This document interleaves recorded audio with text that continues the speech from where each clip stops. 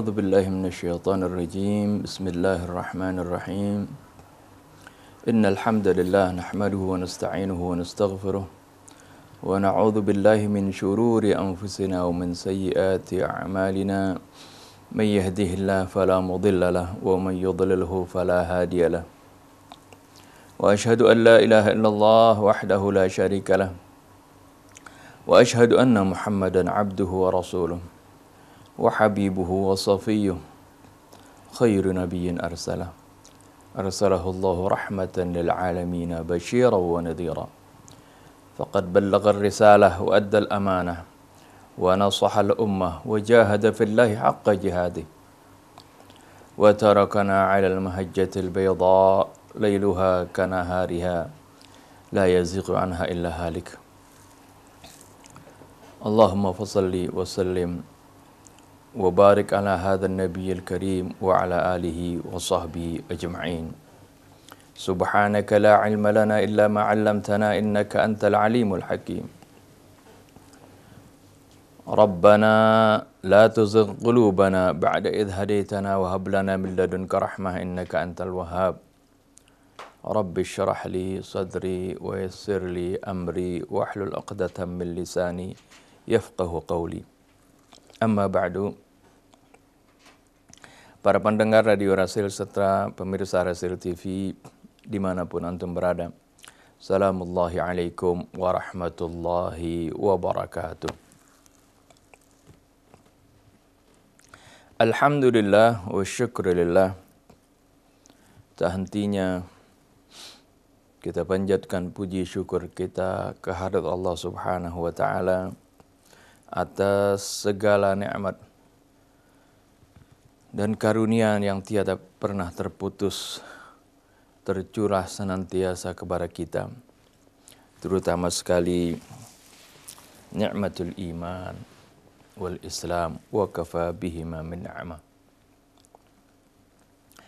Para pendengar Radio Rasil serta pemirsa Rasil TV yang dimuliakan Allah Subhanahu wa taala, pada kesempatan kali ini kita akan membahas tentang kunci sukses menurut Al-Quran, menurut Allah Subhanahu wa taala, atau ini adalah informasi, ini adalah suatu bocoran rahasia dari Yang Maha Mengetahui, Yang Maha Menciptakan, Yang Maha Mengatur segala urusan. Dia memberitahukan kepada kita tentang bagaimana caranya meraih kesuksesan tersebut. Para pendengar Radio Rasil serta pemirsa Rasil TV yang dimuliakan Allah Subhanahu wa taala, topik ini saya angkat juga sebenarnya ada kaitan dengan topik sebelumnya, yaitu mengenai ciri-ciri orang-orang yang beriman, kriteria orang-orang yang beriman menurut Allah Subhanahu wa taala, menurut Al-Qur'anul Karim. Ya, topik sebelumnya kita angkat dengan judul Sudah Sempurnakah Iman Kita. Kemudian kita juga bacakan beberapa ayat Quran tentang kriteria-kriteria orang yang beriman itu menurut Allah Subhanahu wa taala. Dan di antaranya, ya, di antara kriteria-kriteria tersebut adalah berkali-kali Allah Subhanahu wa taala menyebutkan wa 'alallahi falyatawakkalul mu'minun. Dan hanya kepada Allah orang-orang yang beriman itu bertawakal, berserah diri. Ini terdapat dalam Surah Al-Imran 122 dan 160. Al-Maidah ayat 11, At-Taubah ayat 51, Surah Yusuf ayat 67, Ibrahim ayat 11, Al-Mujadalah ayat 10, dan At-Taghabun ayat 19. Berkali-kali Allah Subhanahu wa taala menyebutkan tentang kriteria ini. Kriteria orang yang beriman adalah orang-orang yang bertawakal kepada Allah Subhanahu wa taala.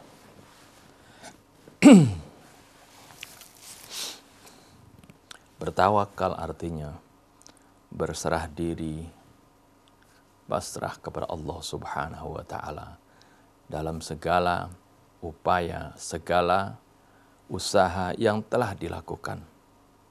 Kita pasrahkan hasilnya kepada Allah Subhanahu wa taala. Kita serahkan hasilnya atas kehendak Allah Subhanahu wa taala. Tentu saja kata tawakal ini, pasrah ini bukan berarti pasrah dengan tanpa usaha. Ya, seperti yang sudah sebagian kita jelaskan, bagaimana tawakal tersebut. Ya, kalau kita mau melihat contoh dari orang yang bertawakal kepada Allah, orang yang paling bertawakal tentu adalah Rasulullah sallallahu alaihi wasallam. Qudwatuna, ikutan kita. Ya, contoh bagi kita. Bagaimana bertawakalnya Rasulullah sallallahu alaihi wasallam, yaitu setelah melakukan upaya, setelah melakukan usaha, setelah melakukan berbagai hal yang mesti dilakukan, dikerjakan oleh Rasul. Segala kemungkinan, celah-celah yang menjadi titik lemah dari upayanya ditutupi. Segala sesuatu yang akan menjadi lubang-lubang di mana di situ akan membuat kegagalan upayanya itu ditutupi. Seperti halnya kita lihat bagaimana peristiwa hijrahnya Rasulullah sallallahu alaihi wasallam dari Makkah ke Madinah. Sebelum hijrah, Rasulullah SAW telah mempersiapkan segala hal, segala sesuatunya agar supaya hijrahnya ini sukses. Rasulullah memilih kendaraan yang terbaik, memilih 2 ekor kendaraan terbaik untuk beliau sendiri dan untuk sahabatnya Sayyidina Abu Bakar As-Siddiq. Kemudian sudah mempersiapkan dalam hijrahnya nanti, Rasulullah SAW perintahkan bagaimana anaknya Sayyidina Abu Bakar As-Siddiq untuk menutupi bekas-bekas atau bekas-bekas tapak dari kaki Rasulullah SAW saat menuju Gua Thawr. Juga bagaimana Rasulullah SAW pada saat malam beliau akan hijrah, Rasulullah SAW memerintahkan Sayyidina Ali, sepupunya, untuk tidur di tempat tidurnya. Ini adalah upaya untuk memberikan kesan kepada orang-orang yang akan mengepung rumah beliau agar supaya mereka mengira Rasulullah masih tidur. Ini adalah merupakan upaya kamuflase untuk supaya mereka Rasulullah SAW bisa keluar dari rumah tersebut dan mereka tidak mengetahuinya kecuali tentunya setelah fajar tiba, setelah Sayyidina Ali bangun dari tempat tidurnya. Ini adalah upaya-upaya yang dilakukan oleh Rasulullah SAW. Kemudian jalan yang ditempuh pun, Rasulullah SAW tidak menempuh jalan biasa. Dari Mekah ke Madinah, jalan umum biasa. Tapi Rasulullah cari jalan yang menyimpang. Yang pertama pun tidak langsung berangkat ke Madinah, tapi singgah dulu di Gua Thawr. Dan saat hijrahnya pun Rasulullah SAW sudah mempersiapkan seorang petunjuk jalan, seorang badui sebagai petunjuk jalan yang mengetahui seluk-beluk jalan di padang pasir. Orang yang paling mengetahui tentang seluk-beluk jalan di padang pasir. Ini sebenarnya Rasulullah SAW upayakan. Segala hal Rasulullah SAW upayakan. Kemudian hasilnya diserahkan kepada Allah Subhanahu wa Ta'ala. Ini adalah arti tawakal, ya, yang sebenarnya. Dan ini adalah sikap seorang yang beriman kepada Allah Subhanahu wa Ta'ala. Sikap seorang mukmin. Wa 'alallahi falyatawakkalul mu'minun. Para pendengar radio Rasil serta pemirsa Rasil TV yang dimuliakan Allah Subhanahu wa Ta'ala. Kemudian segala usaha, segala upaya yang kita lakukan, tentu kita ingin agar upaya kita ini sukses. Seorang yang belajar misalnya, ingin dia itu sukses di dalam belajarnya. Seorang yang berdagang ingin sukses di dalam perdagangannya. Seorang yang ingin menempuh segala sesuatu ingin sukses di dalam upayanya tersebut. Allah Subhanahu wa Ta'ala menyebutkan kunci sukses dalam Al-Quranul Karim, yaitu di dalam surah Al-Baqarah di ayat 45 dan juga surah Al-Baqarah di ayat 153.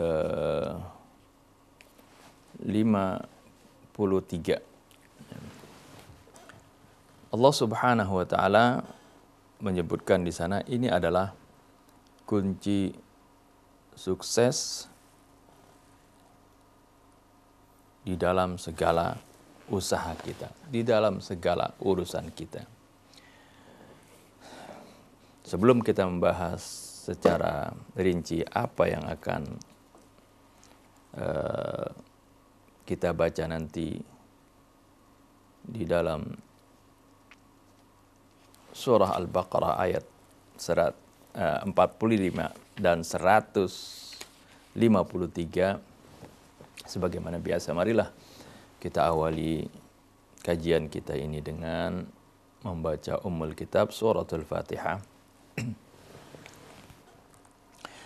Semoga dengan bacaan Ummul Kitab ini Allah Subhanahu wa Ta'ala membersihkan hati kita,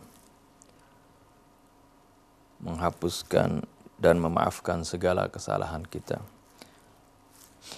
juga menghapuskan dan maafkan segala kesalahan dan dosa kedua orang tua kita, dosa dan kesalahan para guru kita, orang-orang yang telah berjasa kepada kita, serta dosa dan kesalahan saudara-saudara kita dari kaum mukminin dan mukminat. Ala hadhihi an-niyyah kulli niyyatin salihah wa ila hadratin Nabi Muhammadin sallallahu alaihi wasallam. Al-Fatihah. A'udzu billahi minasy syaithanir rajim. Bismillahirrahmanirrahim. Alhamdulillahi rabbil alamin. Ar-Rahmanir Rahim. Maliki yaumiddin. Iyyaka na'budu wa iyyaka nasta'in. Ihdinas siratal mustaqim. Siratal ladzina an'amta 'alaihim ghairil maghdubi 'alaihim waladdallin. Amin. Atamuruna an-nasa bil birri wa tansawna anfusakum wa antum tatluna al-kitab أفلا تعقلون واستعينوا بالصبر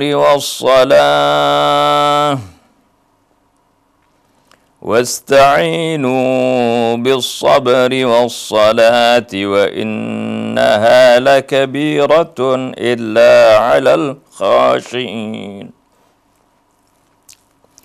واستعينوا بالصبر والصلاة وإنها لكبيرة إلا على الخاشعين الذين يظنون أنهم ملاقو ربهم وأنهم إليه راجعون صدق الله العظيم وصدق رسوله النبي الحبيب الكريم ونحن على ذلك من الشاهدين والشاكرين. Para pendengar Radio Rasil serta pemirsa Rasil TV yang dimuliakan Allah Subhanahu wa taala.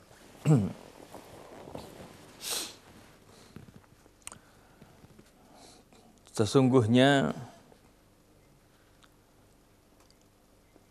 banyak sekali faktor-faktor yang membuat seorang itu menjadi sukses. Ada faktor kecerdasan misalnya. Ada faktor materi misalnya. Ada faktor kekuatan, ada faktor yang lain. Akan tetapi Allah Subhanahu wa taala menyebutkan ada dua faktor yang paling dominan, yang paling kuat, yang paling berpotensi untuk mendorong kepada tercapainya apa yang dicita-citakan tersebut. Tercapainya kepada suatu kesuksesan. Allah Subhanahu wa taala berfirman di dalam surah Al-Baqarah yang tadi kita baca, yaitu lebih khususnya ke ayat 45. Kita baca tadi dari ayat 44. Allah Subhanahu wa taala berfirman, "Atamuruna an-nasa bil birri wa tansawna anfusakum wa antum tatluna al-kitab afala ta'qilun." Apakah kalian memerintahkan orang untuk melakukan kebaikan, sedangkan kalian melupakan diri kalian sendiri? Wa antum tatluna al-kitab, padahal kalian sering membaca Alkitab. Afala ta'qilun, apakah kalian tidak berakal? Ini ayat ini sebenarnya ditujukan, ya, ayat 44 ini kepada ahli kitab, orang-orang Yahudi dan Nasrani, yaitu yang berada di Madinah, di mana mereka itu awalnya memerintahkan supaya beriman kepada Rasulullah, memerintahkan penduduk Madinah untuk beriman kepada Nabi terakhir, Nabi yang akan diutus di akhir zaman tersebut, yang diperkirakan mereka mengatakan inilah zamannya. Akan tetapi tatkala datang Nabi yang dimaksud, yang mereka kenal dengan sebenar-benarnya, yang mereka mengetahui ciri-cirinya, dan kedatangan Nabi tersebut disambut oleh penduduk Madinah, mereka beriman kepadanya. Akan tetapi para ahlul kitab ini kemudian bahkan menarik omongan mereka sendiri.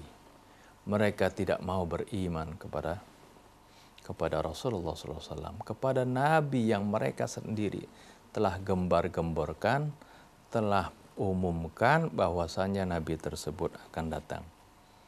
Sehingga Allah kecam mereka, atamuruna an-nasa bil birri wa tansawna anfusakum. Mengapa kalian memerintah orang dengan kebaikan, kok kalian sendiri enggak ngerjakan? Merintahkan orang-orang supaya beriman kepada Rasulullah SAW, tapi sekalian sendiri tidak beriman. Padahal antum tatluna al-kitab, padahal kalian membaca Alkitab. Di mana di dalam Alkitab tersebut, ya dalam Injil dan Taurat, terdapat ciri-ciri Nabi tersebut dan terdapat perintah untuk mengikuti Nabi tersebut. Afala taqilun, apakah kalian tidak berakal? Ini juga sebenarnya walaupun awalnya khitab kepada ahli kitab, al-Yahud wan Nasara pada zaman Nabi, tapi al-ibratu bi umumil lafzi la bi khusus sabab. Kita mengambil pelajaran dari keumuman ayat tersebut, bukan dari sebab-sebab tertentunya. Ya, jadi ini pun berlaku kepada para penganjur kebaikan, orang yang suka memerintahkan kebaikan tapi tidak mengerjakannya. Ya, maka ini ya, Allah katakan afala taqilun, apakah kalian tidak berakal. Bahkan di dalam hadis disebutkan bagaimana ya, seorang yang memerintahkan kebaikan tapi dia enggak ngerjakan, melarang keburukan, kemaksiatan tapi dia sendiri melakukan, ya, mereka ini akan diadab ya, oleh Allah Subhanahu wa taala bahkan sebelum penyembah berhala. Di dalam kitab Zubat, Ibn Ruslan menyebutkan, ini mengutip tentunya dari hadis Nabi. Beliau katakan, fa'alimun bi'ilmihi lam ya'malan mu'adzabun min qabli 'abidil wathan, atau min qabli 'ubadil wathan. Orang yang alim yang tidak mengamalkan ilmunya, dia akan diazab sebelum para penyembah berhala. Para pendengar Radio Rasil serta pemirsa Rasil TV yang dimuliakan Allah Subhanahu wa taala. Setelah ayat tersebut, lalu Allah Subhanahu wa taala menyebutkan tentang kunci sukses tersebut. Wasta'inu bis-sabri was-shalah. Dan mintalah kalian pertolongan. Yaitu minta ya, wa idza sta'anta fasta'in billah. Ya, minta pertolongan dengan Allah, tapi dengan caranya ada. Ya, Allah sebutkan bis-sabri was-shalah. Ini dua kunci sukses untuk menggapai, dua kunci untuk menggapai kesuksesan. Yaitu yang pertama adalah as-sabar, yang kedua adalah as-shalah. Ya. Jadi mintalah pertolongan, ya, mintalah bantuan, ya, dengan cara yang sabar. Dengan cara sabar, was-shalah, dan dengan cara salat. Ya. Jadi ada dua. Yang pertama adalah sabar, yang kedua salat. Mari kita jelaskan apa mafhum ya, dari kedua kata ini. Allah Subhanahu wa taala katakan wasta'inu bis-sabri was-shalah.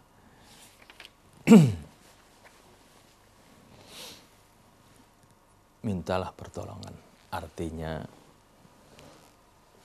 dua hal ini akan menjadi penolong, akan membantu, akan menjadi faktor ya untuk kita ini mendapatkan pertolongan dari Allah Subhanahu wa taala.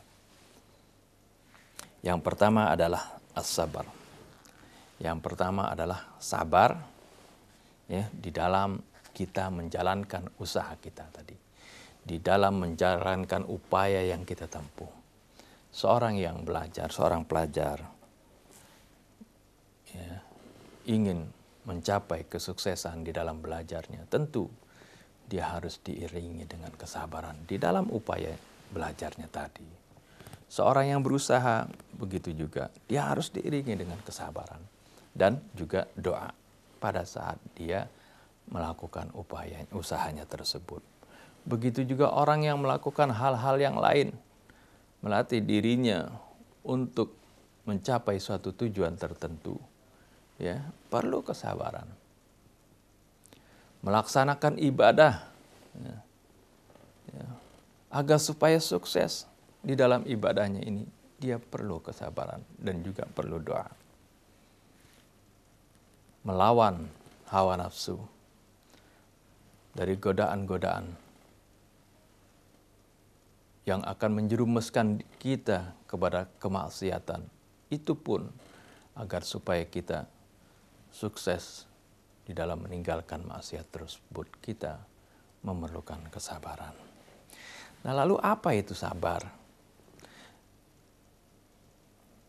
Seringkali makna sabar di sini disalahartikan.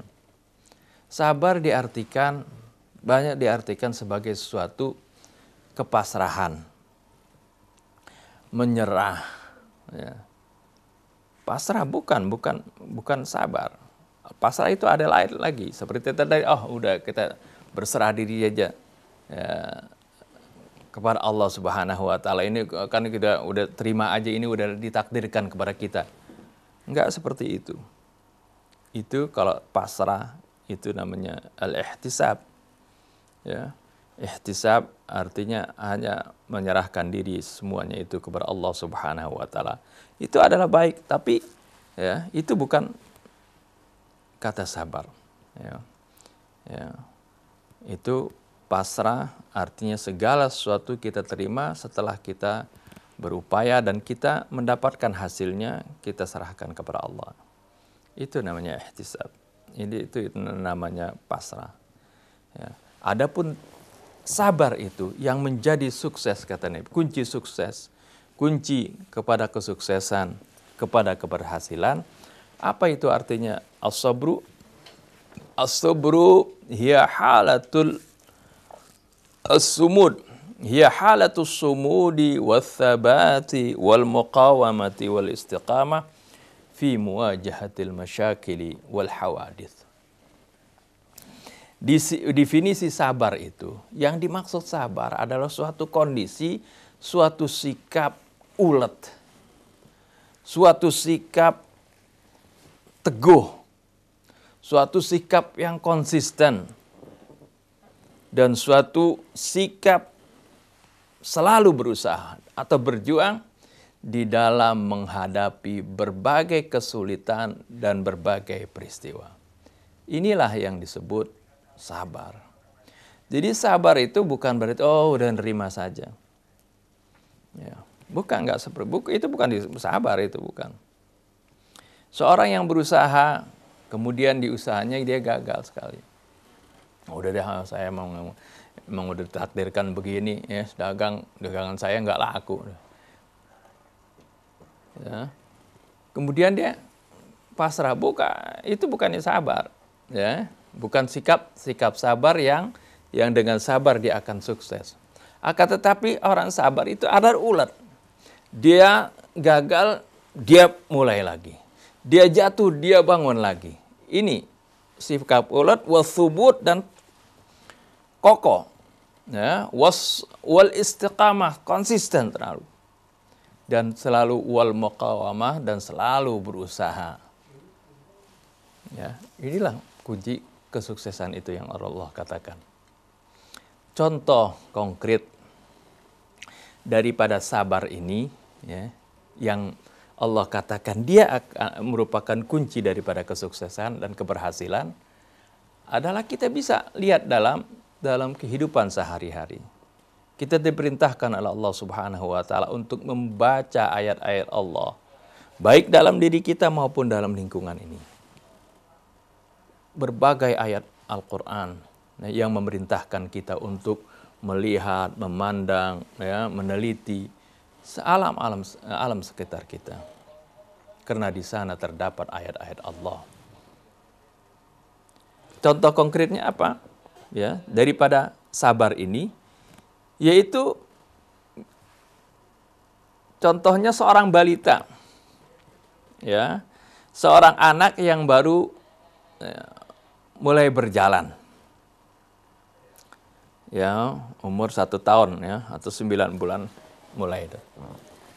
Orang yang mulai berjalan ini adalah contoh sabar. Bagaimana dia itu ketika dia mau berjalan, ketika dia mulai berjalan, kemudian jatuh. Dia bangun lagi, jalan lagi, jatuh lagi. Dia bangun lagi, sampai akhirnya dia bisa. Tapi andai kata kalau kita definisikan sabar seperti udah terima aja. Dia bangun, berjalan, mau berjalan, jatuh, kemudian pasrah, udah pasrah aja dah. Dia terima apa adanya. Dia nggak bisa berjalan terus. Nah, ini Allah gambarkan, ini contoh kesabaran yang Allah terapkan, Allah tanamkan pada diri secara naluri kepada bayi tersebut, kepada balita. Ya, karena Allah Subhanahu wa taala membantu kita ini manusia memberikan hidayah, ada hidayatul wijdan, ya, kemudian nanti ada hidayatul irsyad dan seterusnya. Ini dibantu oleh Allah Subhanahu wa taala. Jadi ini adalah contoh konkret daripada sabar tadi. Contoh lain juga misalnya seorang misalnya mau belajar naik sepeda, ya. Belajar sepeda biasanya baru belajar nggak langsung bisa. Belajar pertama jatuh, coba lagi, ya kadang-kadang jatuh lagi, tapi coba lagi, baru dia bisa belajar. Dia bisa naik sepeda, mengendalikan sepeda tersebut dengan benar. Ini adalah contoh kesabaran. Andai kata dia belajar sekali, jatuh kemudian udah deh, dia pasrah aja, diterima aja. Emang saya ditakdirkan kagak bisa naik sepeda ini. Udah, nggak bisa seterusnya seperti itu. Ini bukan contoh daripada sabar. Contoh daripada kesabaran ini sebenarnya banyak sekali kita saksikan. Ya, faktor kesabaran ini bahkan menjadi faktor yang sangat dominan di dalam kesuksesan seseorang, baik individu maupun masyarakat. Ya. Seorang yang selalu sabar di dalam memperjuangkan sesuatu, dia akan dibantu oleh Allah Subhanahu wa taala. Berapa banyak kita saksikan kadang-kadang ya, orang yang sudah tua suka bercerita, oh si Anu sukses ya di dalam usahanya misalnya. Padahal dulu saya lihat dia itu wah jeblok mulu kalau ulangan. Padahal dia itu paling bodoh di kelas kita. Ya, karena ya, kunci kesuksesan itu bukan hanya kecerdasan. Ya, tapi kalau dilihat kehidupan orang yang sukses itu, ya, pasti dia itu adalah orang yang ulet. Pasti dia itu adalah orang yang al-muqawamah, yang bekerja keras. Pasti dia itu adalah orang yang selalu berusaha untuk meraih kesuksesannya tersebut. Itu adalah contoh daripada kesabaran. Kita juga sering mendengar misalnya cerita-cerita daripada ulama yang terdahulu, para ilmuwan yang meraih kesuksesan, menjadi seorang pakar yang begitu dikagumi di masyarakat. Banyak di antara mereka yang kadang-kadang putus sekolah, yang tidak naik kelas seperti itu. Akan tetapi kok bisa sukses? Suksesnya itu adalah dengan tadi, meraih kesabaran. Dengan menjalankan dan melakukan upayanya dengan penuh kesabaran. Sering dulu kita di pesantren, kalau kita baca kitab-kitab fikih yang dikarang oleh ulama terkenal Ibn Hajar Al-Haytami, ya, salah seorang ulama fiqih dari madhab Syafi'i, ya, diceritakan katanya asalnya ini Ibnu Hajar bebal, belajarnya susah, ya, nggak masuk-masuk. Sampai kemudian dia ngelihat, kenapa disebut Ibnu Hajar, kata dia melihat setiap kali dia berjalan pergi dari rumahnya ke tempat gurunya itu selalu melewati satu jalan di sana, dia melihat ada air yang selalu menetes. Di bawahnya kebetulan ada batu. Dia mundar-mandir setiap hari. Dia lihat batunya itu asalnya kuat, keras. Tapi karena selalu ketetesan air, akhirnya batunya bolong. Sampai bolong batu tersebut. Ya. Dia bilang, ya, batu yang keras ini saja, kalau diupayakan, ya, air terus menetes kepadanya secara terus-menerus, dia bisa bolong. Apalagi otak kita, katanya, otak saya, pasti bisa belajar.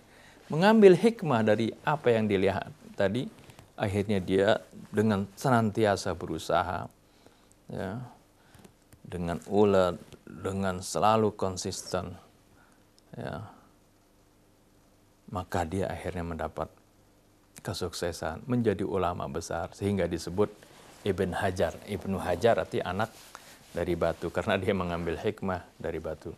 Ya, ini kisahnya yang kita dengar dulu di pesantren, sering disebutkan seperti itu. Wallahu alam. Ya, tapi memang kenyataannya seperti itu banyak sekali.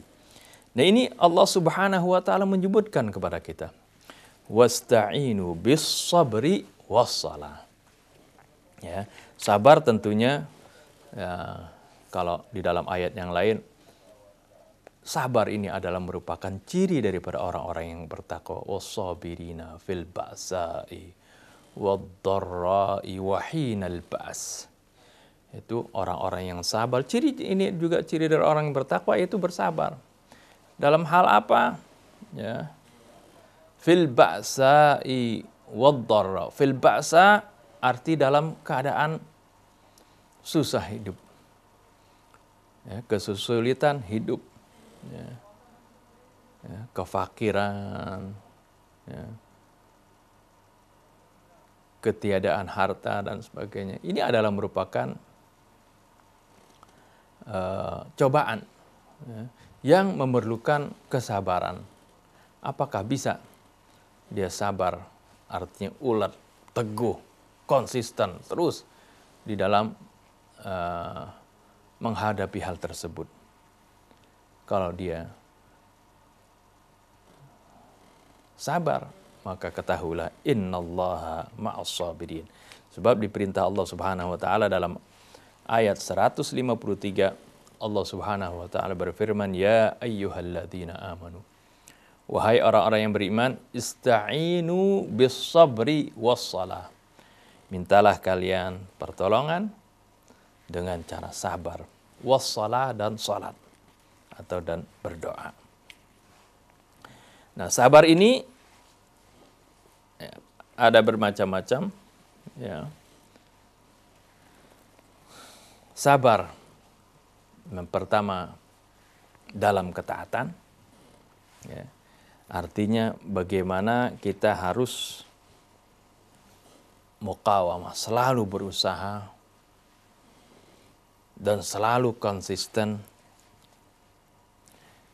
di dalam menghadapi segala cobaan, di dalam menghadapi kesulitan-kesulitan yang menghalangi kita di dalam melaksanakan ketaatan tersebut.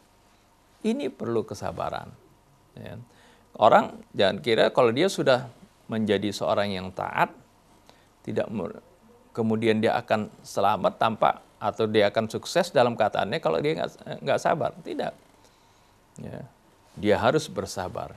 Sabar dalam ketaatannya itu bagaimana dia terus konsisten, dia terus ulet, dia terus kokoh, ya, di dalam menghadapi berbagai cobaan, berbagai godaan, berbagai rintangan, ya, yang akan menghalangi dia dari ketaatannya kepada Allah Subhanahu wa taala. Oleh karena itu, kalau di dalam surah Al-Asr yang sering kita baca, dan yang ini selalu menjadi bacaan kalau para sahabat setiap kali mereka selesai dari suatu pertemuan, dibaca surah Al-Asr ini.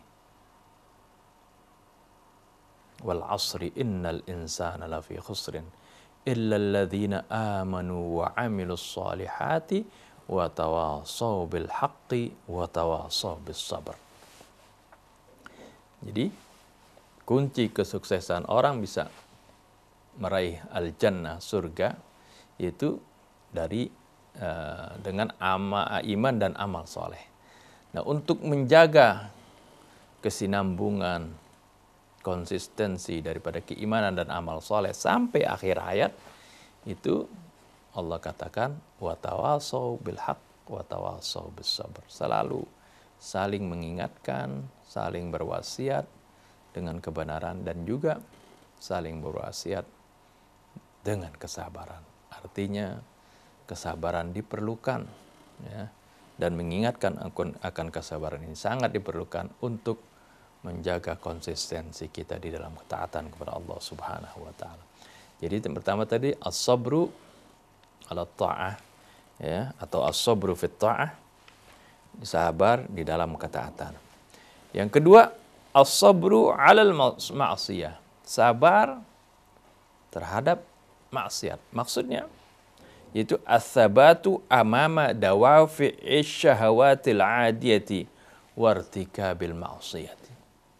Yaitu kita bersikap kokoh, konsisten di dalam menghadapi berbagai godaan syahwat, berbagai macam godaan yang akan menjerumuskan kita ke dalam lembah kemaksiatan. Ini perlu kesabaran, ya. Dan kesabaran ini sangat diperlukan pada saat kita menghadapi godaan tersebut. Ya, kata Nabi, as-sabru 'inda sadmatil ula. Kesabaran diperlukan pada saat benturan pertama. Ya, inda sadmatil ula, kata Nabi. Kita lihat bagaimana contoh kesabaran di dalam menghadapi godaan syahwat dan kemaksiatan, ya, seperti yang dihadapi oleh Nabi Allah Yusuf alaihissalam. Tadi sebelum saya ngaji ini kebetulan di merotal di radio Rasul dibacakan surah Yusuf dan dibaca ayat ini. Bagaimana keteguhan dan kesabaran Nabi Allah Yusuf menghadapi godaan kemaksiatan. Tatkala dia berada di kamar, kemudian Imra'atul Aziz, istri dari pembesar yang dia tinggal di sana, yang dia diasuh di sana, ya, seorang wanita cantik menggoda dia di dalam kamar. Wa ghallaqatil abwab, si wanita itu mengunci pintu. Kemudian Nabi Allah Yusuf dirayu oleh wanita itu. Allah Subhanahu wa taala katakan walaqad hammat bihi wa hamma biha laula ar-ra'a burhana rabbih. Sungguh si wanita tadi, ya, telah berminat kepada Nabi Yusuf. Akan tetapi Nabi Yusuf dengan kesabarannya, dengan keteguhannya, dengan keuletannya, tidak dapat hindari itu. Kalimat wahamma biha laula ar-ra'a burhana rabbih di sini sering disalahartikan, ya. Dalam terjemahannya pun disalahartikan, ya, walaqad hammat bihi, dan sungguh si wanita tersebut telah berhasrat kepada Nabi Yusuf. Wahamma biha, dan Nabi Yusuf pun berhasrat kepadanya. Laula ar-ra'a burhana, kalau saja tidak melihat burhan dari Tuhan.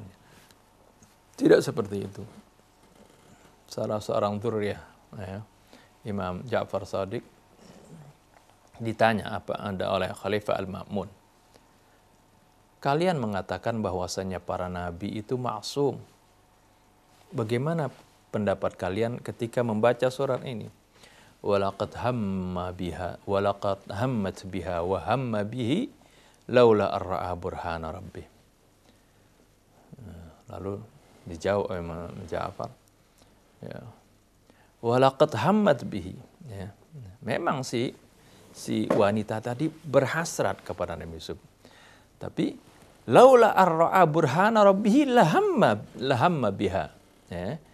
Kalau tidak dia itu melihat burhan dari Tuhannya. Kalau dia tidak ada keimanan dan kesabaran di dalam jiwa Nabi Yusuf, lahamma biha, pasti dia pun akan tergoda. Tapi jadi bukan dikatakan sama-sama suka, bukan begitu.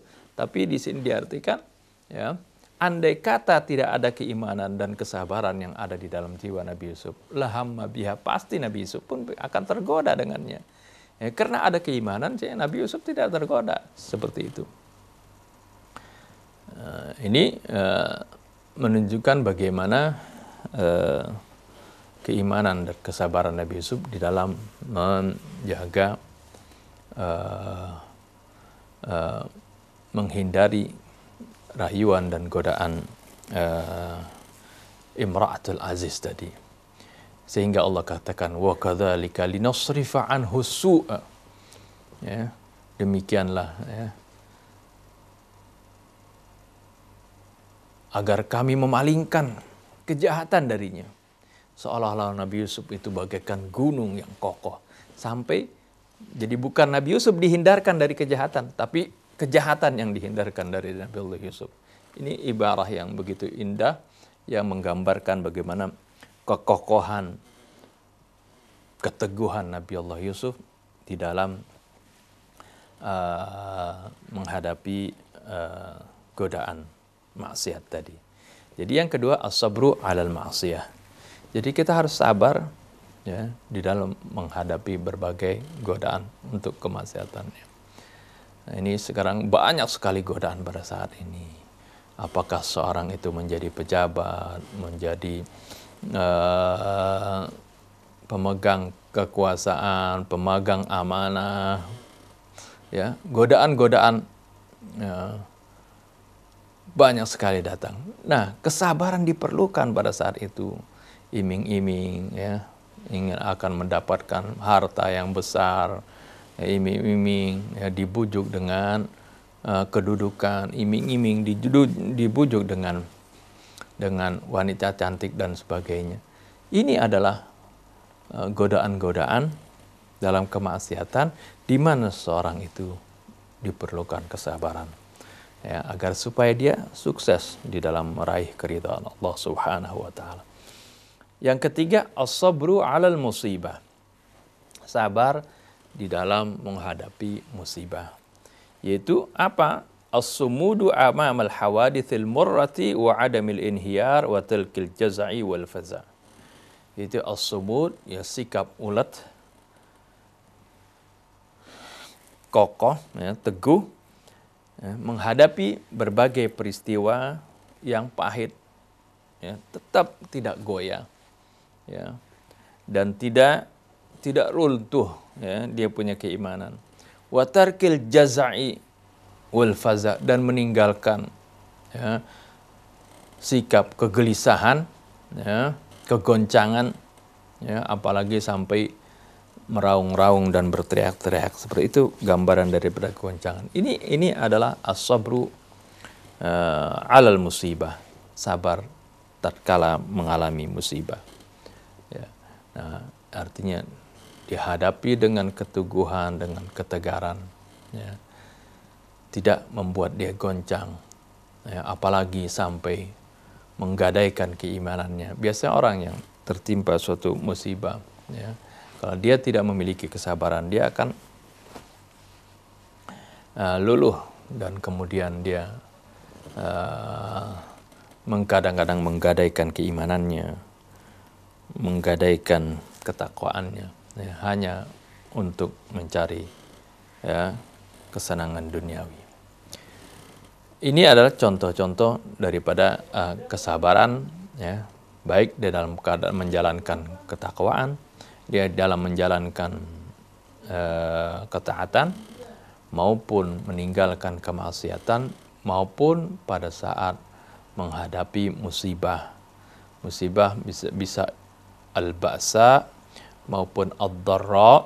Ya, al-ba'sa itu kesulitan hidup, ad-dharra itu musibah-musibah yang menimpa dirinya, misalnya ada kebanjiran, kebakaran, kehilangan sesuatu, ya, kehilangan anak, kehilangan saudara, kehilangan apa semuanya, kehilangan yang dicintainya, itu juga yang memerlukan kesabaran. Wahinal ba's, dan kesabaran pada saat berjuang, ya. Itu diperlukan kesabaran. Nah, ini yang kunci yang pertama, ya, untuk meraih kesuksesan tersebut. Kunci yang kedua adalah as-shalah.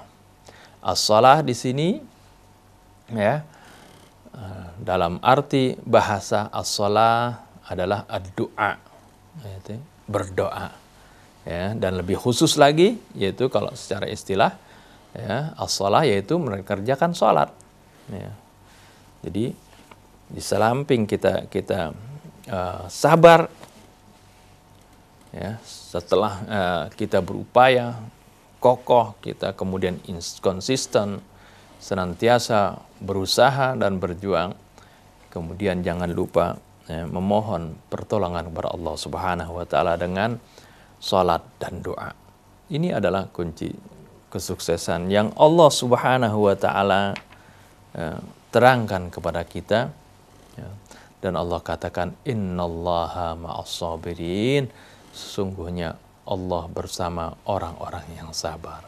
Artinya dengan orang-orang yang sabar itu Allah akan bersamanya. Arti Allah akan membantunya, ya.